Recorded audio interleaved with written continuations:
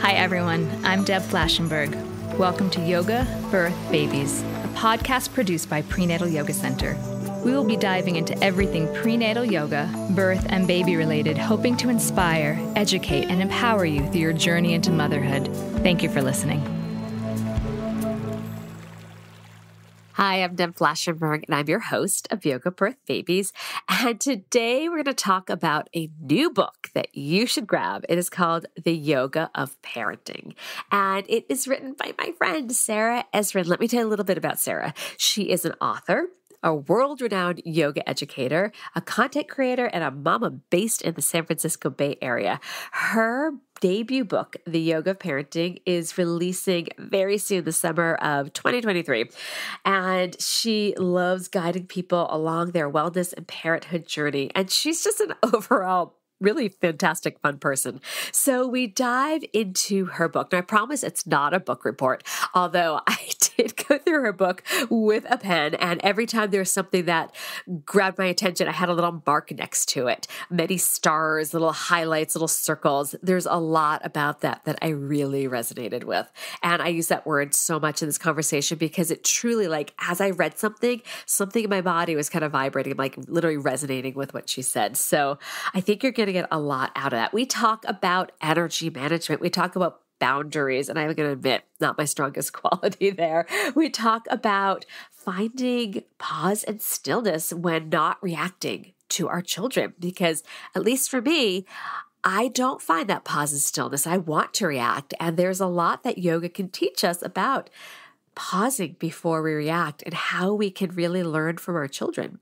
And of course, we talk about our nervous system because, let's face it, yoga has a lot to do with our nervous system. And from my experience, being a parent, my nervous system could use a little more rest and relax as opposed to fight and flight. So we cover a lot of material in this conversation.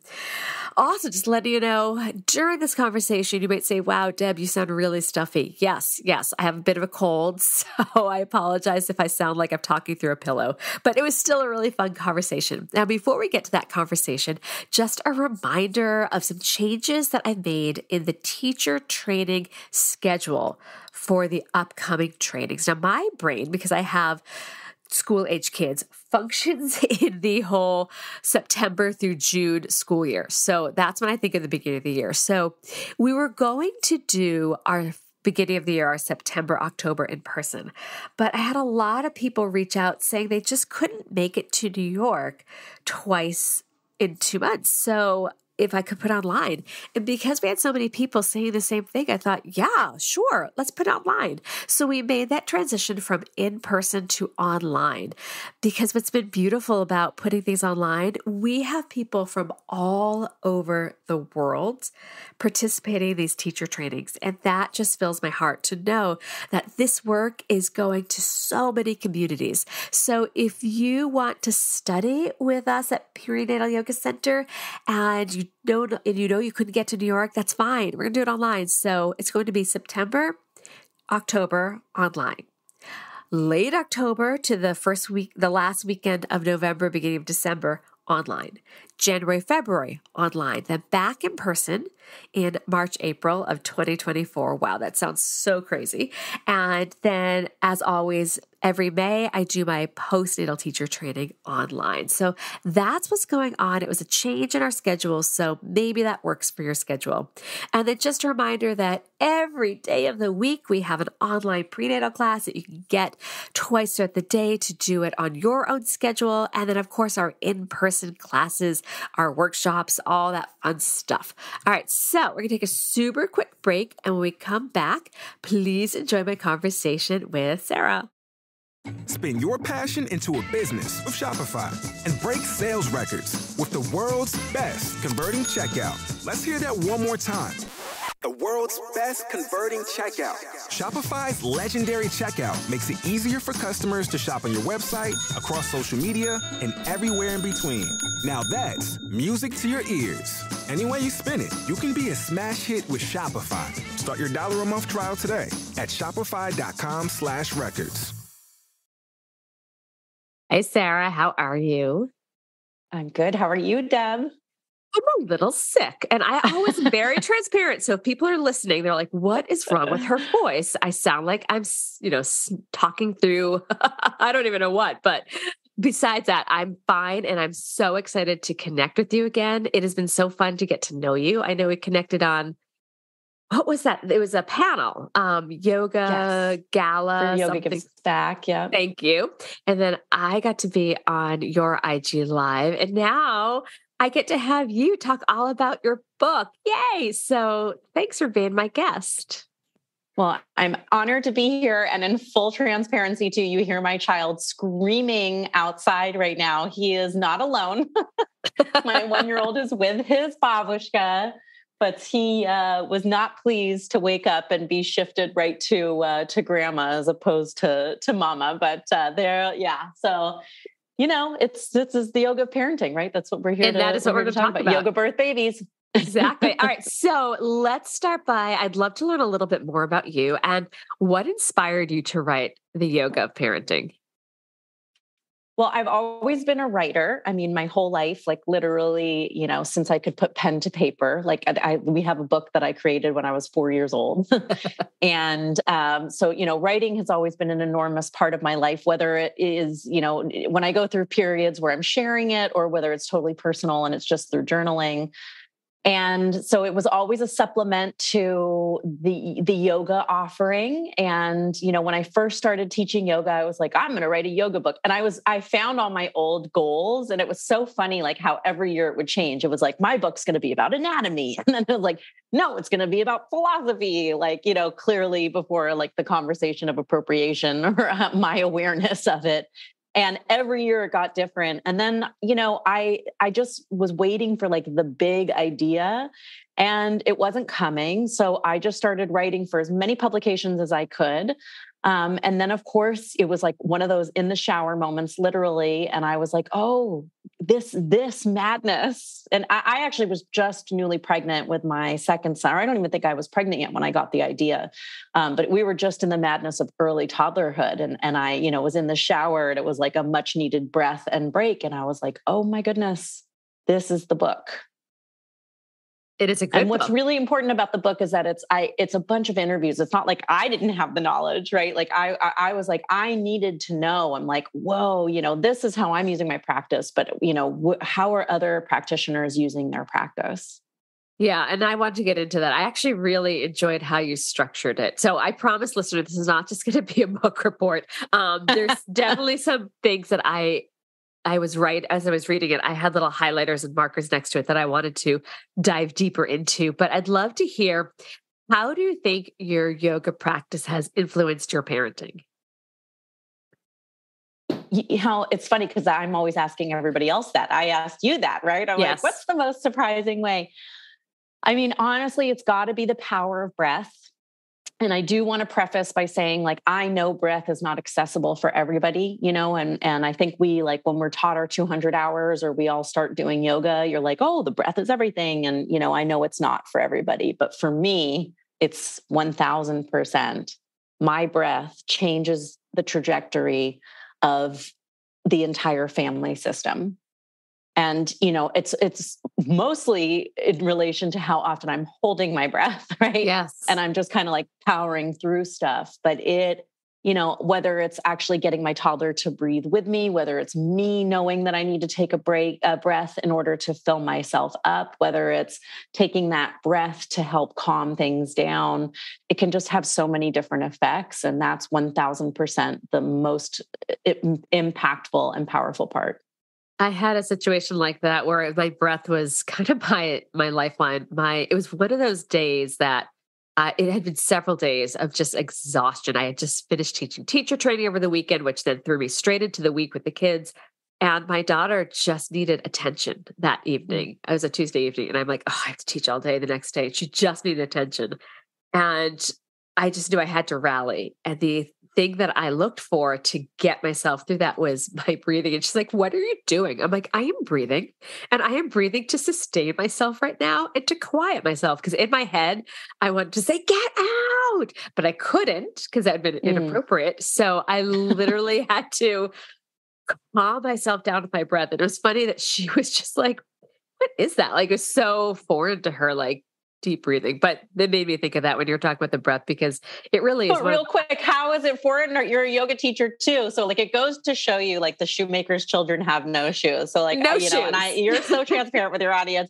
Like, here I am writing this book, The Yoga of Parenting. And I'm pretty sure like I didn't take an inhale for the first 20 minutes, of this conversation or while they were outside, like scream crying, my baby is outside. So it's so funny how this is what we know it's the medicine, but it's always harder to take care of ourselves. Although there was one time I told my son when he was like maybe 6, I'm like, you have to take a breath. He's like, I will not breathe. Like, he was so angry that I was trying to calm him down. Yes, they have no shoes. All right. So I'm going to keep going, but that was a great answer. All right. So I know I asked you for some talking points and you brought one up that I was like, wow. Okay. So you brought up the whole idea of energy management, which was really interesting to hear, especially because I feel like I never have energy. So can you just jump into energy management, defining what energy is, where you get it from? Because again, I'm always feeling like, especially by the end of the day or the end of the week, I'm depleted. Yeah. So, energy is such a funny word. And I remember when I first started doing yoga, like, I had a boyfriend that was not in the yoga community or wellness community. And he was like, you all sound like you're like the energy of my energy. It's like, what is energy? What does this even mean? And, it took many years of practice. It took many years of depleting my energy. And P.S., I'm still very much like, on burnout. That I realized that my energy is my prana. And that's we call that prana in the yogic tradition. Other traditions will call it chi, vital life force.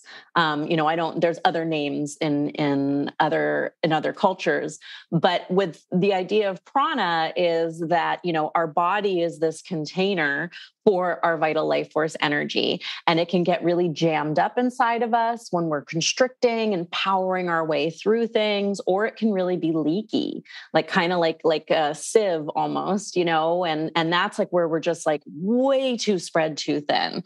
Too many people are relying on us and we're all over the place energetically. And you can really feel the difference, between those two experiences.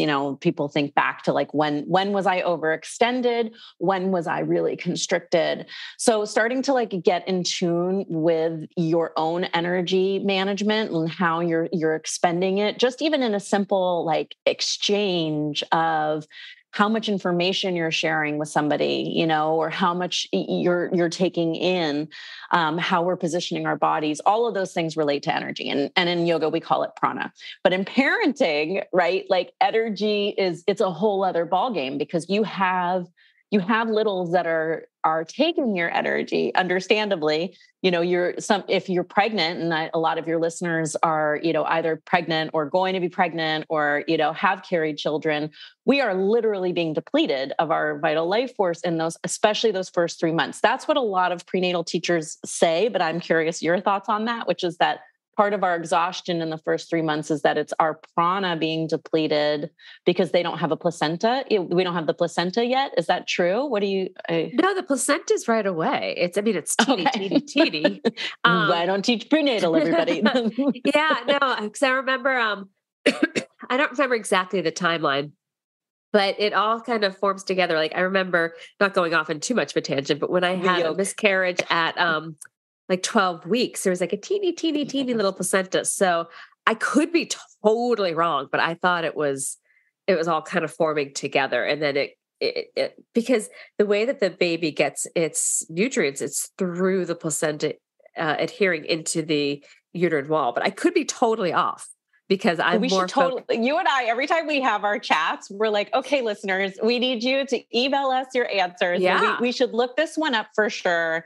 The idea though is like those first 3 months, maybe there's still, anyway, we're not like, I'm not an expert on this, so it's not about pregnancy, but it's, if you're carrying someone in your body, if you're breastfeeding, there's definitely an energy, interaction that's happening. Yes. I don't want to say energy suck, because it implies that our children are like parasites, but definitely parts of that. But then, when they're out of our body, then there is an energy management of being a container for their own energy, whether it's bouncing off the walls or quite subdued or, in those moments of tantruming. And then how is it getting into your energy? So it's a really big, big topic. But what I've learned through yoga is that you can at least be aware of what your own is. You can be protective if you need to be. You can also open yourself up if you need to be. I appreciate that. As you were saying, they're not parasites. It feels like it sometimes, but I do appreciate what you're saying about they're really cute parasites. They're cute parasites, but you made me think immediately about I have to regulate myself when my kids are unregulated, because talk about like energy exchange. If they're ramping up and I ramp up with them, we're all just in this kind of mosh pit of thoughts and energy and emotion. So I like what you're saying about energy, and that we also we need to be independent from our kids of their energy so that we may be the grounding force when they're kind of chaotic. Is that making sense?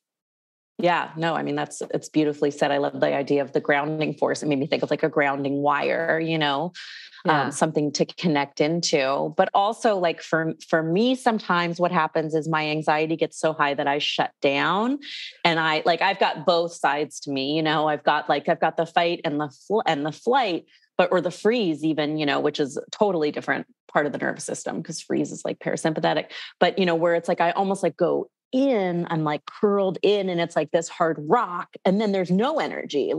I'm like just like a rock, and they need my energy. They need me to open up a little bit so that, we can have a little bit of that symbiosis without me being so open that I'm taking in everybody's stuff all the time. And it's just this constant dance of like, okay, open a little more, close a little more, open a little more, close a little more.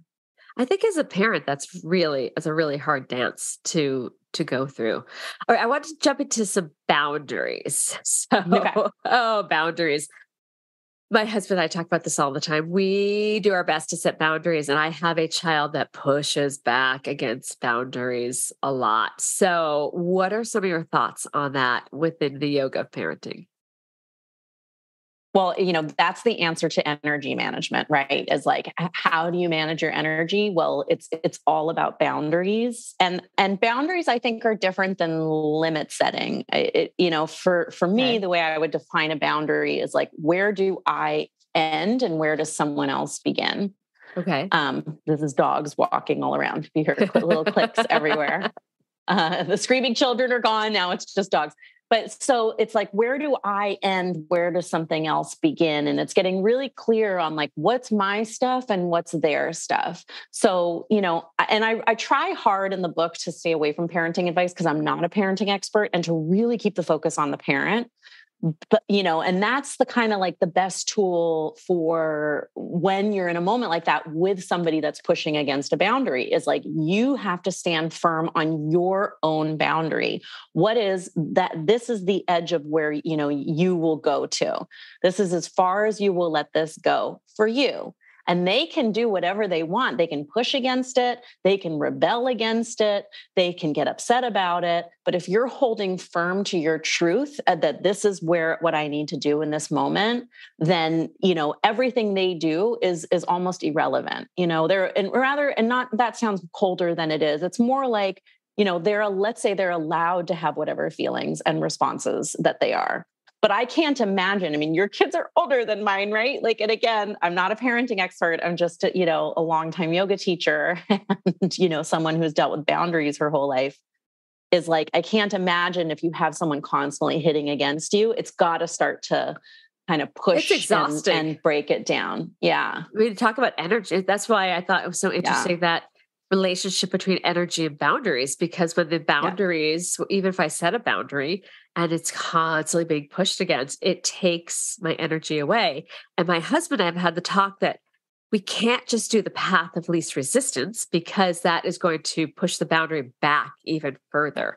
So I like what you're saying of like, find your boundary. Of each of us have our own individual boundary. And then what the child does, we hold our space, we make sure they're safe, but they have their own reaction without us maybe getting overly, I don't want to say overly involved, but we hold our stillness and let them kind of do their own thing until maybe they calm down or subside. Well, it would make me want to like ask you the question of like, what are you doing for yourself on those mornings? And in order for you to be fully embodied and grounded and in yourself, so that when they are pushing up against you, you're already, you know, what a Dr. Becky Kennedy calls it, like the sturdy leader, right? And, you know, when we talk about sthira in the yoga community, that's the word we would use, sthira, right? Which is like that container. So what are you doing for you? Yeah. To be that steadiness. Not enough. Because I have been known to be like, get out. Like when my son, he tends to be like, oh, I'm just going to, 5 minutes. I'll leave in 5 minutes. And I'm just like, because he walks to school, I'm like, get out, because he's getting later and later and later. So no, am I steady? No, but this is a good reminder that actually, I really do appreciate it. This is a good reminder of finding my steadiness and then letting him do what he has to do. And then also have the consequences if he's late for school, and find my own steadiness and my boundary. Well, I think so. I mean, the thing that's really, it's interesting. What's transformed my parenting the most recently is Al-Anon, which is a program for children and family members and friends of alcoholics and partners of alcoholics. And it really teaches you to stay centered in what you do. Now, it doesn't mean you're always courteous, you're always kind. It doesn't mean you weren't helpful to other people, but you're not constantly jumping into their stuff to try to manage, or, and especially with our children, like, that we want to block the fall all the time. We want to catch them every time, but it's almost like, can you step back just enough so that maybe they do fall that one time and, have to pick themselves back up again. Maybe there is a consequence with them being late without it being on you all the time, right? Like having to be their time enforcer. No, that's a great idea. And tomorrow morning, we'll see if I'm able to be like, okay, you do you. I be me, you do you. All right. So as I was looking through the book, there was a quote from Dr. Laura Markham, who I actually interviewed. She was one of my favorite interviews. I'll make sure I link to that. She's the best. I'll make sure I link to that in the show notes. So the quote was, parenting isn't about let me read it. Parenting is about what our child does, but about how we respond. In fact, most of what we call parenting doesn't take place between parent and child, but within the parent.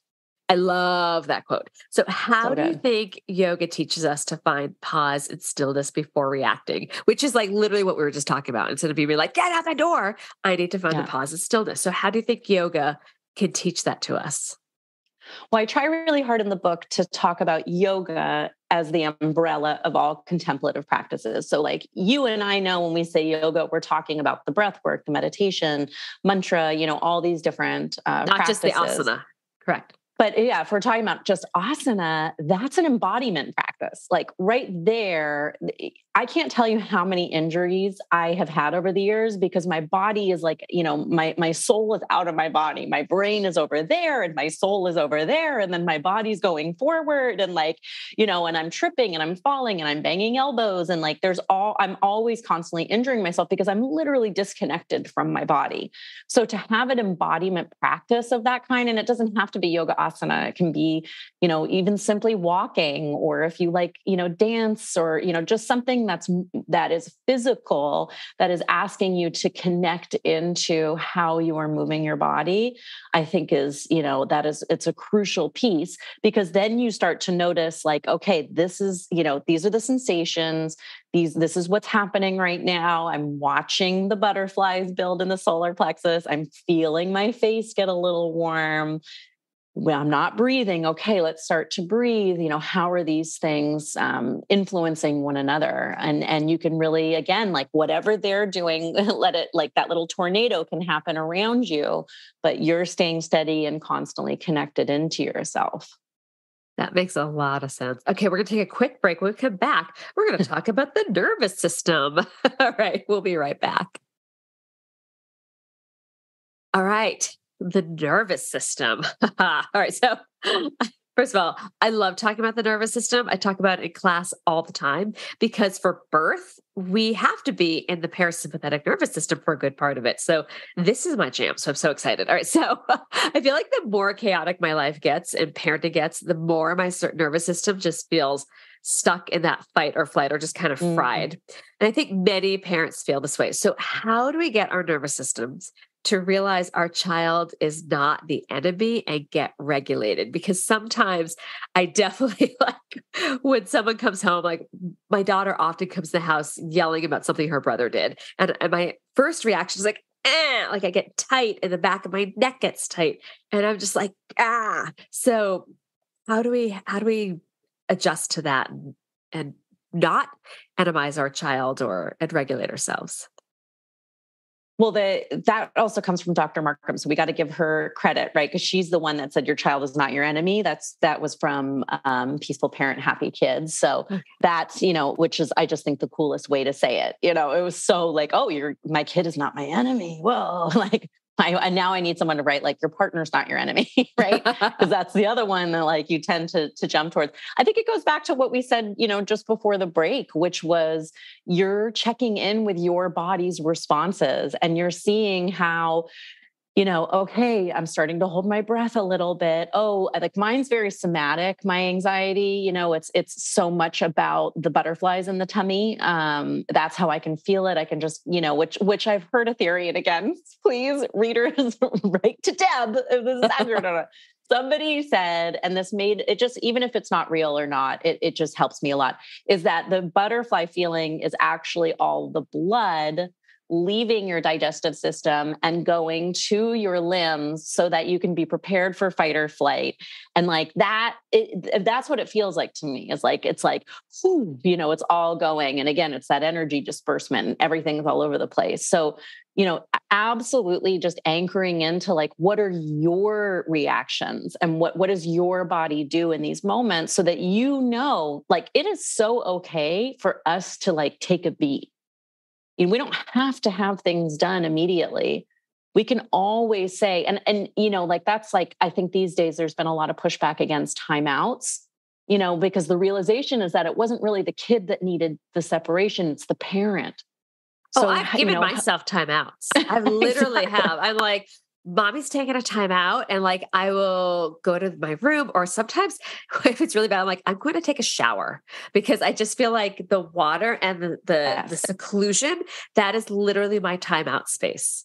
Yes. Or like go take a walk or, go do, you don't even have to like do a long asana practice, simply, sit outside and breathe, and so there's different ways that you can do that for yourself and you can watch your nervous system start to regulate. Yeah. So I think it's just a matter of tuning in to whatever responses your body has, getting familiar with those. This is also where it can help to have a dedicated asana practice. And dedicated does not mean 2 hours. It doesn't even mean an hour. It just means very simply like even 15 minutes of moving your body to learn, when I have my hands and my shins on the floor, which is a favorite of your prenatal trainings, the hands and knees position, I feel grounded. I feel secure. I feel safe. When I'm standing on one leg, I start to panic. I notice, my eyes get a little bulgy. There's sweat beating at my forehead. Get to know your body's responses in this, safer space, this more, quiet individual place, so that when you're out in the world, you're like, oh, okay, you can start to kind of tune in a little bit more quickly. Yeah. As you're talking, can I say one thing though, real quick? Yes. Because I never want to I always want to be super transparent too, which is that like, that doesn't mean you're always going to catch yourself and you're never going to react, right? Like the Dalai Lama has said things like where, the storm still comes, but he can see it from further away. Right. So it's like, it's not like we magically can get our nervous systems. You don't want your nervous system to always be in a relaxed state. We need, energy and adrenaline to get up. We need the sympathetic nervous system to take action. It's just more a matter of tuning in to know when, okay, time to hit the brakes. Okay, time to hit the gas. It's a finding balance because if many of us are living in that fight or flight sympathetic, it's going to fry out our adrenals. It's just going to fry us out. So it's about finding that balance. All right. So there's something else that also really resonated with me. You talked about turning challenges into gifts. And that's something in prenatal yoga, I use that all the time because we talk about strong sensations and when we're in a pose that we could use that to mentally and physically learn to relax. Because I'm always focused about no matter what birth is like, can we turn the whatever challenge in front of us into an opportunity to learn? So how can we learn from the challenges of parenthood? I mean, it's not about like toxic positivity, right? Like, let's be super clear that like, I know there's a lot of like, everything happens for a reason and things happen to you or rather for you and not to you. And I want to make sure like that's not at all what we're saying. It's more that whenever you look back on your life, whether you're a parent or not, and you look back over the course of your life, you will likely notice that many of the more challenging events were opportunities for growth. And like, again, I'm not talking like big T trauma and I'm not dismissing all of those things, but usually, there is something you can create on the other side of it if you choose to. And I think parenting offers us that every single second of every day, because what you're watching is not only your own transformation and the challenges of like the tapas, which is the word for it, right? Which, what you go through the birthing process, which is like literal fire at certain points, can be so intense. If there's like, C-section, you're being, opened up in all the different layers, like there is an intensity to that. And then a recovery on the other side. There's also the letting go of who you once were and the grieving period as you enter this new life. That's always uncomfortable on the other side. But even like for your children, watching them go through something that was really hard and challenging, you see on the other side how things maybe come out a little bit. And it's not even that they come out, rosier or cleaner. It's just there's opportunities for growth and all of those things. So how do we identify the gifts on the other side of those without also dismissing the challenges that we had to go through? No, I appreciate that. All right. So in your book, you share 10 yoga-based practices. This is kind of pushing back at you. Which one resonates the most with you? You must have a favorite. Apparently there's 34 practices in the book, even though we distilled it down to 10 chapters, which is like, but I'm like, is it really 34? So there's a couple other ones in there, but yes, it's the 10 that is in the title. And it's like our 10 main concepts. I would have to say boundaries, like that for me is, and it's not even boundaries like what we think of, like when we say, oh, that person has no boundaries. It is specifically like, and it's boundaries and energy management. I guess it's everything we just talked about, because it's like, what am I saying yes to? What am I saying no to? What am I letting in? What am I blocking out? And just that constant dance. Because I'm, a little bit of a pusher and, and then at other times I'm also just like open, so it's really just, it's a constant toggle and a constant dance for me. I appreciate that. When I think about what my yoga practice has done for me through my life, whenever I get off the mat, I always I'm thankful for my yoga practice, because the way I describe it to my students, it is like, I call it my mental vacation, because it's the one place that those 10 square feet, how big is the yoga mat? That it's just for me in my space. It's the time that I'm focused into my body. I'm focused on my breath. I'm really present in the moment. And I'd say for the most part, I'm not outside in my to-do list. So I'm gathering you probably have a similar experience to that. So what is your yoga practice? How does your yoga practice now support you throughout parenting? And what does your practice look like nowadays? Well, it's funny as you were saying that, because like, I think we also get to a point in our practice when we've been practicing for a very long time where you can look like you're doing it on the outside. It can look very still and graceful and steady, but inside and you're breathing deeply, but inside your brain is 1,000 other places, and that definitely did start happening to me with my asana practice. So, I would say like my yoga practice in the mornings, I'm doing a meditation every day. And it took me a long time to get to meditation. It took me, I'm 41, and this is like, honestly, the first year I've done it committedly. I would do it here or there. I do it at the end of like Shavasana. But now this is where I really find that mental vacation that you were talking about. Very early in the morning before any of my children are up, although my youngest is always on to me. I would say, I argue that parenting is its own yoga practice, but when it comes to the physical postures, like where I used to do this really austere practice, and again, it would look, it looked very like linear, and I don't even like saying the word advanced, but it was like, it was the Ashtanga yoga tradition. It was like very like rigid and must do it, must get deeper, must do that, even though my brain was everywhere but there for those 2 hours.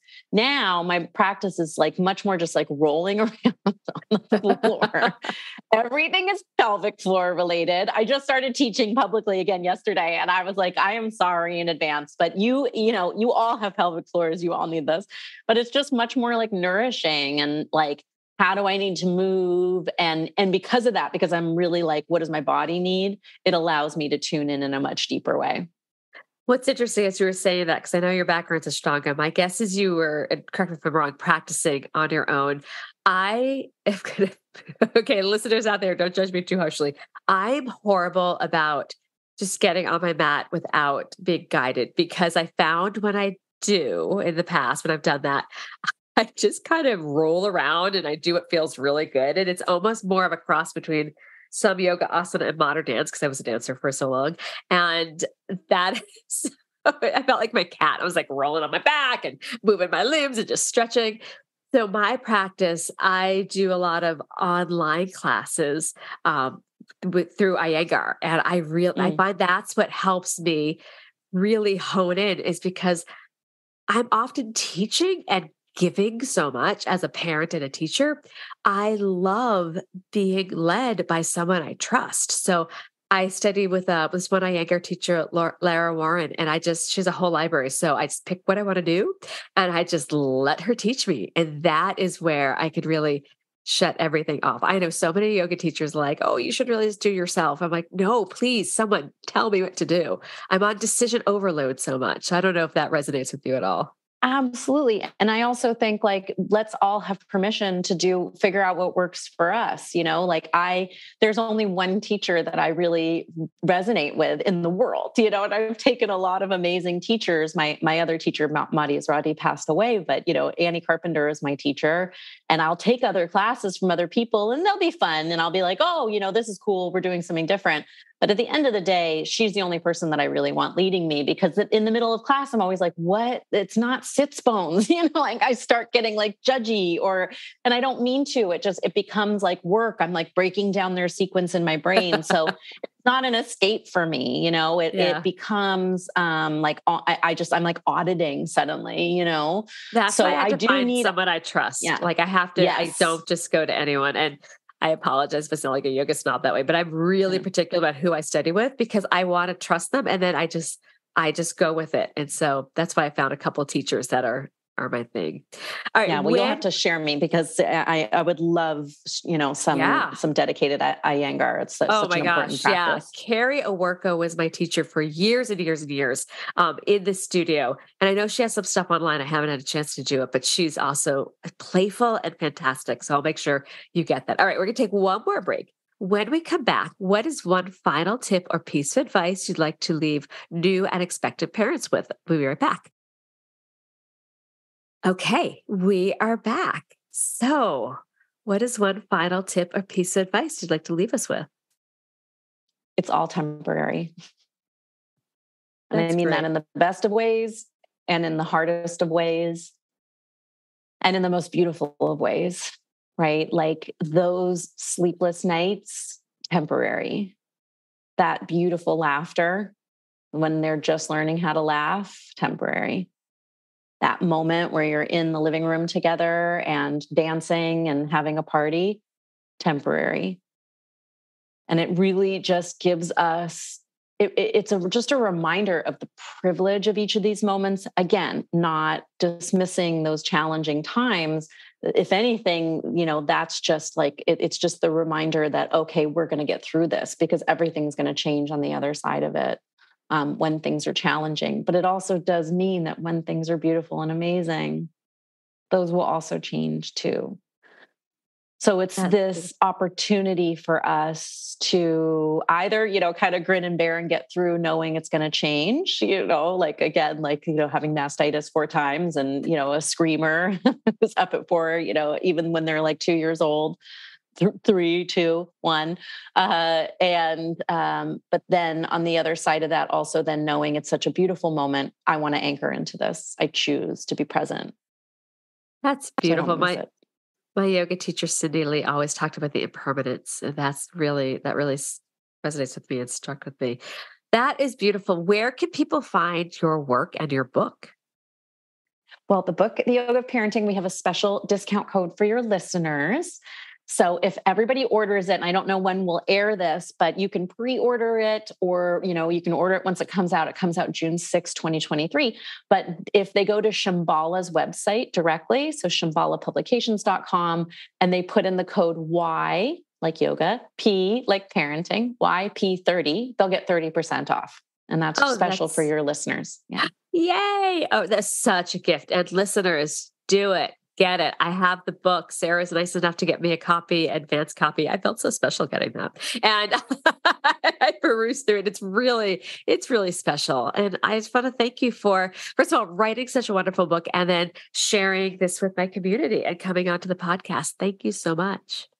I'm so honored, Deb. I mean, like I had known of you and then like it just all felt so serendipitous and we just had all these interconnected friendships and, all these, like, even as you're saying, Cindy and Carrie, it's like, and all the New York to LA when I was from there. And, anyway, it's really wonderful to now be able to call you my friend. And then we have our chats and I'm like, oh, she's like, that's my people. Like, and I can't wait to come to New York and get to study with you in person. I would love that. Non-pregnant people ever come to the studio, but I definitely would love to come and see you. Well, you'll be my special guest. I'm so excited. Thank you. Thank you. This has been an episode of Yoga Birth Babies, produced by Prenatal Yoga Center. You can catch us on Facebook, Twitter, Instagram, and Periscope. I'm Deb Flaschenberg. Thanks for listening.